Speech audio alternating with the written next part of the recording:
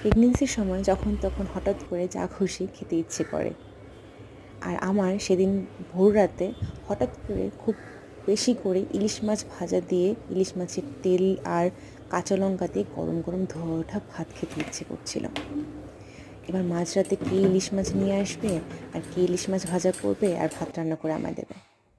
বরকে বললাম যে সকাল হতে না হতেই বাজারে ছুটবে, আমার জন্য ইলিশ মাছ নিয়ে আসবে। আমি সকাল সকাল ব্রেকফাস্টে ইলিশ মাছ ভাজা, ইলিশ মাছের তেল, কাঁচা লঙ্কা আর ধোয়া ওঠা গরম ভাত দিয়ে আমি ব্রেকফাস্ট করব। যেই কথা সেই কাজ। সকাল সকাল উঠেই বরমশাই চলে গেছে বাজারে ইলিশ মাছ কিনতে। একদম টাটকা ইলিশ নিয়ে এসেছে আমার জন্য। আর আমিও ঝটপট সেই মাছগুলোকে পরিষ্কার করে নুন, হলুদ আর সর্ষের তেল দিয়ে ভালো করে মেখে নিলাম। এবার ভাজার পালা।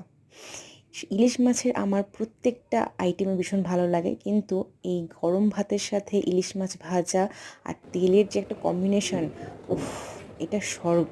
এটার এটা শুধু বাঙালিরাই বলতে পারবে যে এটার আসল টেস্ট কী। তো ইলিশ মাছের এই যে ইলিশ মাছটা, এটা হচ্ছে অফ সিজনের ইলিশ। তাও দেখছিলাম ইলিশ মাছগুলো বেশ টাটকা। তো এখন এখানে না, সব জায়গাতেই কম বেশি ইলিশ মাছ পাওয়া যায়, সব সময় সব সিজনেই পাওয়া যায়। তো দেখো ইলিশ মাছটা ভাজা হচ্ছে যে কতটা তেল উঠছে। তো যেই ইলিশ মাছ থেকে নাকি তেল বের হয়, সেই ইলিশ মাছ নাকি ভীষণই ভালো হয় খেতে। আর আমি তো ভাজতে ভাজতে এক পিস মাছও খেয়ে নিয়েছিলাম। ইলিশ মাছ ভাজা খেতে আমার ভীষণ ভালো লাগে। তো একদিকে আমি ইলিশ মাছ ভাজা বসিয়ে দিয়েছি, আরেকদিকে আমি ভাত চাপিয়ে দিয়েছি যে একটু দেরি করা যাবে না, মাছটা হতে হতে যদি ভাতটা হয়ে যায় আর আমি গরম গরম ভাতের সাথে ইলিশ মাছ ভাজাটি খাবো।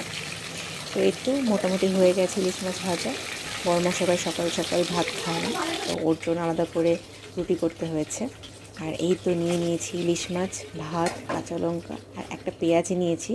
আর এখানে আমি দুটো ইলিশ মাছ নিয়ে নিয়েছি, একটা আমার জন্য, একটা পুকুর জন্য। তো এই হচ্ছে ইলিশ মাছের মেন একটা জিনিস, সেটা হচ্ছে ইলিশ মাছের তেল, যেটা ভীষণই ভালো লাগে। আর এটা এতটাই মানে ভালো খেতে ছিল যে কী বলবো।